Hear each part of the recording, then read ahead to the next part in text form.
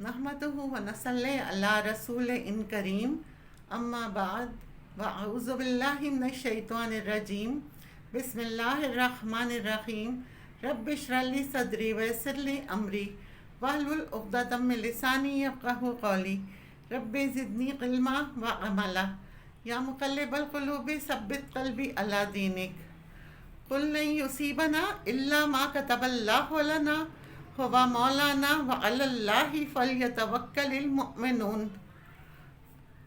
कुरान पाक में है, कह दीजिए हमें हरगिज़ कोई नुकसान न पहुँचेगा मगर जो अल्लाह ने हमारे लिए लिख दिया, वही हमारा मौला है। ईमान वालों को चाहिए कि वो अल्लाह ही पर तवक्कल करें। मज़ीद डिस्कस करने से पहले इस वीडियो को लाइक करें, शहनाज मकसूद चैनल को सब्सक्राइब करें और बेल आइकन को ज़रूर क्लिक करें। अल्लाह ही पर भरोसा करें। ये दुनिया अल्लाह ने इम्तहान के लिए बनाई है, ये देखने के लिए कि कौन अच्छे अमल करता है। अच्छा अमल वही नहीं जो खुशहाली, सेहत और अमन में किया जाए, बल्कि अच्छा अमल वो भी है जो तंगी के आने पर सब्र की शक्ल में किया जाता है। मोमिन नेमत मिलने पर खुश होता, अल्लाह का शुक्र अदा करता है, तकलीफ़ आने पर नाराज़ नहीं होता, बखुशी सब्र करता है, क्योंकि वो ये जानता है कि दोनों ही इम्तहान हैं। वो ये जानता है कि उसका रब अपने बंदों पर जुल्म करने वाला नहीं है। और यूं भी कभी आसानी तकलीफ़ के साथ ही आती है। इन्ना माअल उसरी युसरा फ़इन्ना माअल उसरी युसरा, बेशक यकीनन तंगी के साथ आसानी है, बस बेशक तंगी के साथ आसानी है। ये तंगी और तकलीफ़ ज़िंदगी का एक अमल है। कभी इंसान पर सहूलत होती है और कभी तंदुरुस्ती होती है, लेकिन ये सब कुछ क्यों है? तकलीफ़ गुनाहों को मिटाने का सबब बनती है, दर्जात की बुलंदी का बाइस बनती है। बंदा मोमिन जानता है कि मेरा रब इस मुश्किल वक्त में मुझे कुछ सिखाना चाहता है, मेरी इस्लाह करना चाहता है, और ये कि ये मेरी तकदीर का हिस्सा भी है। इसी का फ़ैसला है, उसका हर फ़ैसला खैर पर मबनी है, जिसके पीछे कोई ना कोई हिकमत होती है, कोई मसलहत होती है। और अल्लाह की हिकमत अल्लाह के इल्म पर मबनी है, लिहाजा उसने जो भी हमारी तकदीर बनाई है वो हमारे ही हक़ में है। कतबल्लाहु लना ना कि अलैना, जो भी मुश्किल आती है और तकदीर का लिखा जो भी हमारे हक़ में है वो दरअसल हमारी ही भलाई के लिए होता है। कुल लन युसीबना इल्ला मा कतबल्लाहु लना हुवा मौलाना, कह दीजिए हमें हरगिज़ नहीं पहुंचा सकता कोई नुकसान, कोई मुसीबत, मगर वही जो अल्लाह ने हमारे लिए लिख दी। हुवा व मौलाना वलल्लाहि फल्यतवक्कलिल मुमिनून। इसलिए हमें क्या करना चाहिए? तकदीर पर ईमान लाना चाहिए। ये अल्लाह ताला की तकदीर पर ईमान और बरकत का ज़िक्र है, और हकीकत ये है जिसने क़ज़ा व बरकत में अल्लाह के राज को पा लिया, उसकी हिकमत को समझ लिया, उसके लिए मुसीबतें आसान हो जाती हैं। कुरान मजीद से हमें ये पता चलता है कि कोई भी तकलीफ़ जो आती है वो अल्लाह के इज़्न से ही आती है।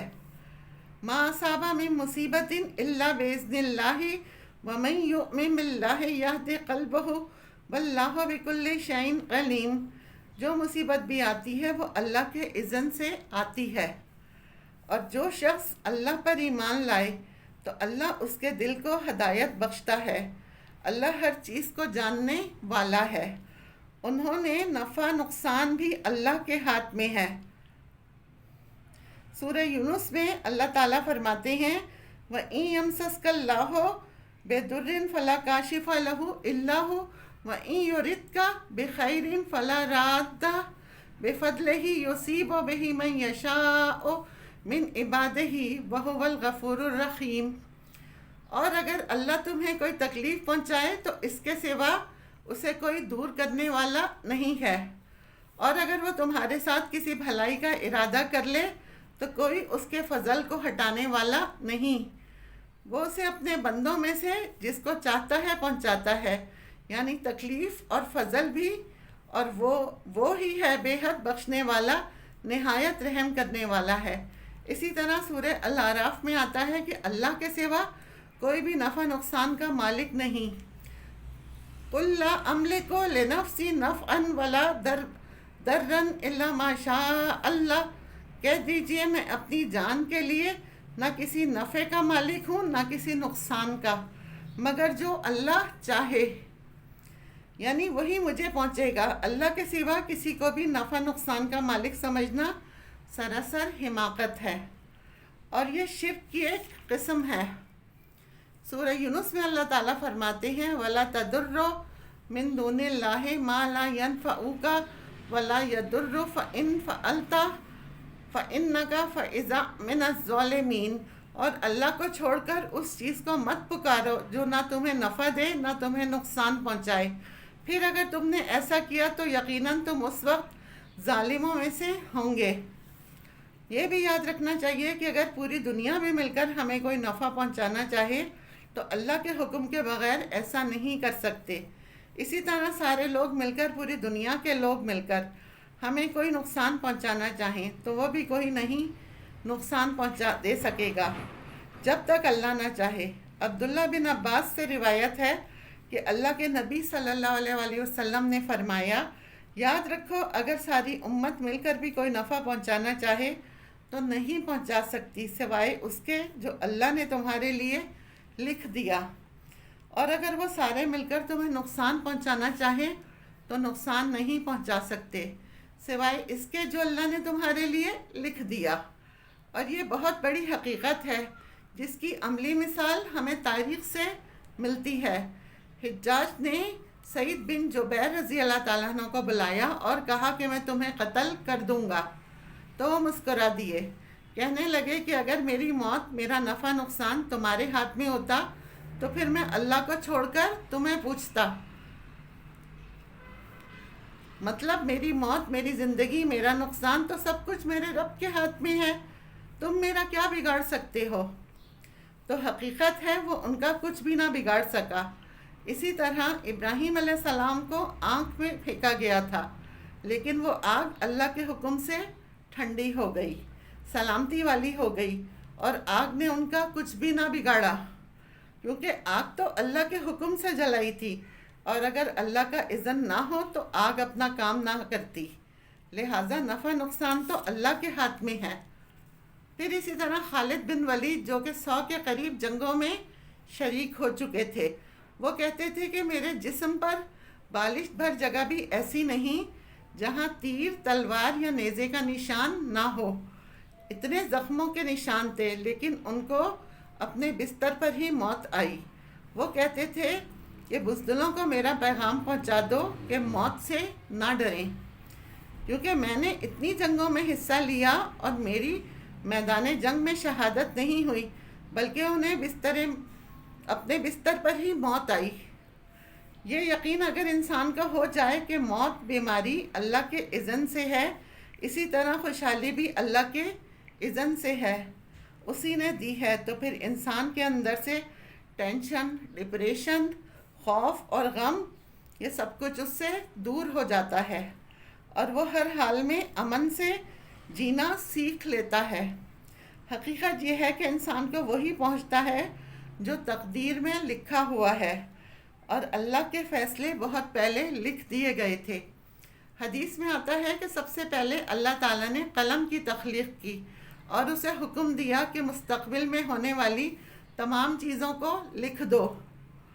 عبداللہ ابن عمر بن عاص سے روایت ہے کہ میں نے رسول اللہ صلی اللہ علیہ وسلم کو فرماتے ہوئے سنا کہ اللہ نے آسمانوں اور زمین کی تخلیق سے 50,000 سال پہلے مخلوقات کی تقدیر لکھ دی تھی، اور اللہ کا عرش جب پانی پر تھا، اتنا پہلے سب کچھ لکھا گیا۔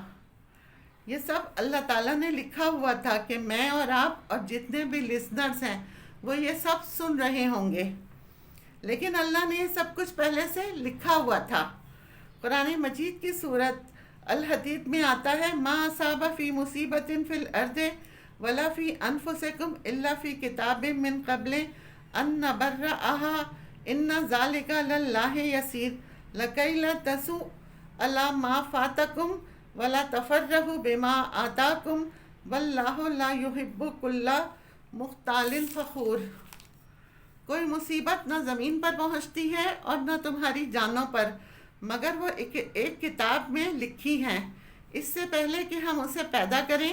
یقیناً یہ اللہ پر بہت آسان ہے، تاکہ تم نہ غم کرو اس پر جو تمہارے ہاتھ سے نکل جائے، اور اس پر اکڑ نہ جاؤ جو اللہ تمہیں عطا فرمائے، اور اللہ کسی تکبر کرنے والے سے محبت نہیں رکھتا۔ تکبر کرنے والا کون ہے؟ وہ جو یہ سمجھتا ہے کہ سب کچھ اسے اس کی محنت اور کوشش کا نتیجہ ہے۔ جب اس کی محنت کا نتیجہ سامنے آتا ہے اور فخر کرنے لگتا ہے اور وہ اترانے لگتا ہے۔ اس سے یہ سبق ملتا ہے کہ انسان کو جب کوئی نعمت ملے تو اس پر اترائے نہیں، کیونکہ اس پر اللہ کا فضل ہوا۔ بہت سے لوگ ایسی محنت اور ایسی کوشش کرتے ہیں، وہ اس انجام کو نہیں پہنچتے اور وہ فائدہ حاصل نہیں کر پاتے جو اللہ کے دینے سے ہی انسان کو ملتا ہے۔ یہ بات بھی یاد رکھیے، قیامت تک ہونے والی ہر چیز لکھی ہوئی ہے۔ الم تعلم ان اللہ یعلم ما فی السماء والارض ان ذالک فی کتاب ان ذالک علی اللہ یسیر۔ کیا تم نہیں جانتے کہ اللہ وہ سب جانتا ہے جو آسمانوں اور زمین میں ہے؟ بلا شبہ یہ سب کچھ ایک کتاب یعنی لوح محفوظ میں درج ہے۔ اللہ کے لیے یہ بات بہت آسان ہے۔ سورہ یاسین میں آتا ہے وَكُلَّ شَيْءٍ أَحْصَيْنَاهُ فِي إِمَامٍ مُبِينٍ، اور ہم نے ہر چیز کا ایک واضح کتاب یعنی لوح محفوظ میں ریکارڈ رکھا ہوا ہے۔ تو گویا ہر چیز تقدیر سے ہے۔ طاؤس کہتے ہیں کہ میں رسول اللہ صلی اللہ علیہ وسلم کے متحد صحابہ سے ملاقات کی، وہ کہتے تھے کہ ہر چیز تقدیر سے وابستہ ہے، صرف انسان ہی کی تقدیر نہیں بلکہ ہر چیز، جو بھی چیز اس کائنات میں پائی جاتی ہے، اس کا آغاز کب ہوا، اس کی انتہا کب ہوگی، اس کا کتنا فائدہ ہوگا، کتنا نقصان، سب کچھ لکھا ہوا ہے۔ کوئی چیز بھی تقدیر سے آگے نہیں بڑھ سکتی، یعنی اللہ نے جو فیصلہ کر دیا اس سے آگے کسی اور کا فیصلہ پھر نہیں چلتا۔ اللہ کے نبی صلی اللہ علیہ وآلہ وسلم نے فرمایا، اگر تقدیر سے کوئی چیز سبقت کر سکتی تو وہ نظر تھی، لیکن وہ بھی اللہ کے اذن سے ہی ہوتی ہے، اور رزق، عمل، سب کچھ تقدیر سے ہے۔ ابو درداء کہتی ہیں کہ میں نے رسول اللہ صلی اللہ علیہ وسلم کو فرماتے ہوئے سنا، اللہ ہر بندے کی تقدیر میں 5 چیزیں لکھ چکا ہے: اس کی عمر، اس کا رزق، اس کا عمل، اور یہ کہ وہ شقی ہوگا یا سعید۔ بعض لوگ یہ باتیں سن کر یا پڑھ کر یہ سمجھتے ہیں کہ سب کچھ تو لکھا ہوا ہے تو پھر ہمیں کچھ کرنے کی ضرورت ہی نہیں۔ اس کا یہ مطلب نہیں، اللہ کو یہ پتہ تھا۔ یعنی تقدیر کیا ہے؟ علم اللہ سابق، کسی کام کے واقع ہونے سے پہلے ہی اللہ کو معلوم ہونا کہ یہ ایسے ہوگا۔ ہم بعض اوقات اپنے تجربات اور محدود معلومات کی روشنی میں پہلے سے ہی پیشین گوئی کرنے لگتے ہیں کہ یہ چیز ایسے ہوگی۔ ہر چیز کے معاملے میں ہر ایک اندازہ کرتے رہتے ہیں۔ بعض اوقات ہمارے اندازے صحیح بھی ہو جاتے ہیں اور بعض اوقات غلط ہو جاتے ہیں۔ اللہ تعالیٰ کا جو اندازہ ہے، علم ہے، کسی بھی چیز کے بارے میں وہ غلط نہیں ہے، اس میں کوئی خطا نہیں ہے۔ اللہ کو اول سے آخر تک جو ہونے والا ہے سب کا علم ہے، اور اگر اللہ سبحانہ و تعالیٰ کو علم نہ ہو تو اس کا علم کامل ہی نہیں ہو سکتا، پھر وہ الہ کیسے ہو سکتا ہے؟ یہ بالکل بنیادی چیز ہے کہ اس کو علم تھا کہ میں کون سی چیز پیدا کروں گا اور اس کو کیا کیا دوں گا اور وہ کیسے استعمال کرے گا، وہ اس نے پہلے ہی سے لکھا ہوا ہے۔ گویا انسان کا ہر عمل اللہ کے علم میں ہے، اس سے پہلے کہ انسان اسے کرے۔ اللہ کو تو علم کامل ہے، مکمل ہے، پرفیکٹ ہے، جس کی بنا پر وہ پہلے سے ہی یہ جانتا ہے کہ کون سا انسان کیا کرنے والا ہے، وہ یہ پہلے ہی سے جانتا ہے۔ پھر اسی طرح ہمیں ایک حدیث سے بھی پتہ چلتا ہے کہ انسان کی رنگت، مزاج، یہ سب بھی تقدیر سے ہے۔ رسول اللہ صلی اللہ علیہ وسلم نے فرمایا، بے شک اللہ نے آدم علیہ السلام کو ایک مٹھی مٹی سے پیدا کیا تھا، جسے ساری زمین سے جمع کیا تھا، اور یہ آدم زمین کی مٹی کے لحاظ سے ہیں۔ ان میں سے کوئی سرخ ہے، کوئی سفید ہے، کوئی سیاہ ہے، کوئی ان کے درمیان سے ہے، کوئی نرم خو ہے تو کوئی سخت طبیعت کا مالک ہے، کوئی بری طبیعت کا مالک ہے، اور کوئی اچھی طبیعت والا بھی ہے۔ پھر اسی طرح حسن کہتے ہیں کہ آزمائش کا آنا بھی تقدیر سے ہے۔ بے شک اللہ تعالیٰ نے مخلوقات کو پیدا کیا تو ان کے ساتھ ان کی تقدیر کو بھی پیدا کیا، ان کی عمروں کو بھی ان کی تقدیر کے مطابق تقسیم کیا، ان کے رزق کو تقدیر کے مطابق تقسیم کیا، اور آزمائش، صحت اور تندرستی کو بھی تقدیر کے مطابق تقسیم کیا۔ تو گویا بیماری بھی تقدیر کا حصہ ہے۔ اگر معاشرے میں کوئی بیماری پھیلتی ہے تو یہ بھی اللہ کی تقدیر کا حصہ ہوتی ہے، اور یہ اللہ کے علم میں زمین اور آسمان کی پیدائش سے 50,000 سال پہلے تھا اور ازل سے پتہ تھا۔ پھر اسی طرح اخلاق بھی اللہ نے تقسیم کیے ہیں۔ اسی طرح عقل مندی اور بے وقوفی بھی تقدیر سے ہے۔ اللہ کے نبی صلی اللہ علیہ وسلم نے فرمایا کہ ہر چیز تقدیر سے وابستہ ہے، یہاں تک کہ فہم و فراست اور بے بسی بھی۔ پھر اسی طرح اولاد کا ملنا، موت کا وقت اور جگہ کا مقرر ہونا۔ پھر اسی طرح جو کچھ تقدیر میں لکھا ہوا ہے اس میں نہ تو اضافہ ہو سکتا ہے اور نہ ہی کمی ہو سکتی ہے، لیکن اس کا یہ مطلب نہیں کہ انسان احتیاط نہ کرے، کیونکہ اللہ تعالیٰ نے انسان کو ارادہ اور اختیار بھی دیا ہے، اور یہ بھی تقدیر کا حصہ ہے۔ اس کو جیسے باقی رزق ملے ہیں یہ بھی ملا ہے، اور پھر اللہ کو پہلے سے پتہ تھا کہ یہ اپنے ارادے اور اختیار کو کس طرح استعمال کرے گا۔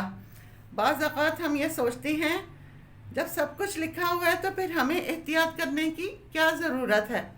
ایسا نہیں ہے۔ مطرب بن عبداللہ کہتے ہیں، کسی کو ایسا نہیں کرنا چاہیے کہ وہ اونچے پہاڑ پر چڑھ کر خود کو نیچے گرا لے اور یہ کہے کہ یہ میرے رب نے میری تقدیر میں مقرر کیا تھا۔ بھلا اس کو پہلے سے تقدیر کہاں سے پتہ چل گئی؟ بلکہ اسے احتیاط، کوشش اور بچاؤ کرنا چاہیے۔ پھر اگر کوئی تکلیف اسے پہنچے تو وہ یہ یقین رکھے کہ اس سے اسے کوئی مصیبت نہیں پہنچ سکتی مگر صرف وہی جو اللہ نے اس کے لیے لکھ دی۔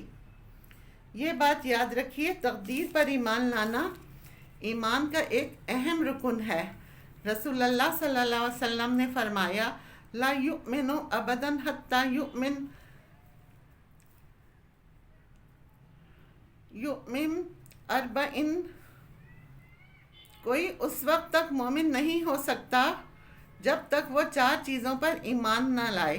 اشہد ان لا الہ الا اللہ، گواہی دے کہ اللہ کے سوا کوئی عبادت کے لائق نہیں، اور انی محمد رسول اللہ، اللہ اور بے شک اور محمد اللہ کا رسول ہے، بعثنی بالحق، اس نے مجھے حق کے ساتھ بھیجا ہے، ویؤمن بالموت، اور وہ موت پر ایمان لائے، وبالبعث بعد الموت، اور موت کے بعد دوبارہ زندہ ہونے پر، ویؤمن بالقدر، اور تقدیر پر ایمان لائے۔ آپ صلی اللہ علیہ وسلم نے فرمایا، ہر چیز کی ایک حقیقت ہوتی ہے، اور کوئی شخص اس وقت تک ایمان کی حقیقت کو نہیں پہنچ سکتا جب تک اسے یہ یقین نہ ہو جائے کہ جو چیز اسے پہنچی ہے وہ اس سے خطا نہیں ہو سکتی تھی، اور جو چیز خطا ہو گئی ہے وہ اسے پہنچ نہیں سکتی تھی۔ لہٰذا ہمیں اس بات کا یقین ہونا چاہیے، اور جب یہ یقین ہوتا ہے تو پھر انسان پر کوئی تکلیف آتی ہے تو اس کے لیے اسے سہنا آسان ہوتا ہے۔ مکتوب، یہ تو لکھی ہوئی تھی، یہ تو ہونا ہی تھا، اور اس کے پیچھے کوئی حکمت ہے، اور اللہ کی حکمت علم پر مبنی ہے۔ اللہ اپنے بندوں پر ظلم کرنے والا نہیں ہے، اس میں کوئی خیر ہوگی، کوئی مقصد ہے اس چیز کے آنے کا۔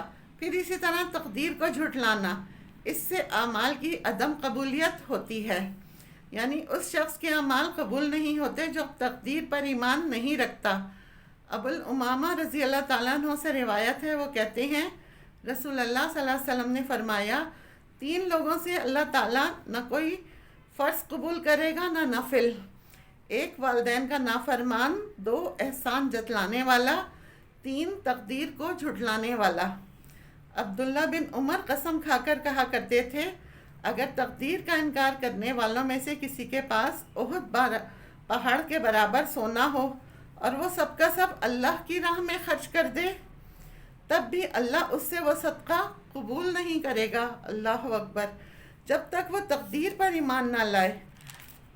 آج کل بہت سے ایسے لوگ بھی ہیں جو یہ کہتے ہیں کہ تقدیر وغیرہ کچھ نہیں ہوتی، سب کچھ انسان کے اپنے اختیار میں ہے، انسان جو چاہے وہی ہوتا ہے۔ نہیں، یہ انسان کے چاہنے سے نہیں ہوتا۔ وَمَا تَشَاءُونَ إِلَّا أَن يَشَاءَ اللہ، جو تم چاہتے ہو اس کے مطابق چیزیں نہیں ہوتی، بلکہ ہوتا وہی ہے جو اللہ چاہتا ہے۔